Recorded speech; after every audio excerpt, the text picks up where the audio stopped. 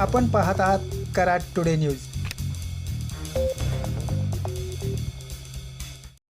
कराड नगर परिषदेच्या आरोग्य विभागाकडून सलग तिसऱ्या दिवशी कराड शहरातील अतिक्रमण हटाव मोहीम सुरू होती। बुधवारी 1 एप्रिल 2026 रोजी सकाळी ही मोहीम शाहू चौकातून सुरू करण्यात आली। छत्रपती शाहू महाराज पुतळ्या परिसरातील अतिक्रमणे काढत ही मोहीम कोल्हापूर नाका तसेच सुपरमार्केट मोहिते हॉस्पिटल परिसरात राबवण्यात आली। यावेळी रस्त्यावर तसेच गटरवरती असणारी खोकी, टपऱ्या, दुकाने, अन्य छोटे विक्रेत्यांनी लावलेली दुकाने यावेळी हटवण्यात आली।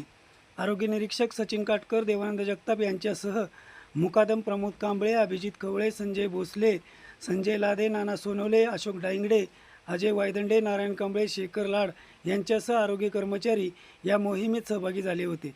JCB मशीनच्या साहाय्याने अनेक ठिकाणच्या अतिक्रमणावर हातोडा टाकून ठिकठिकाणची खोकी व अन्य साहित्य, फलक जप्त करण्यात आले आहेत। ही मोहीम अशीच सुरू राहणार आहे।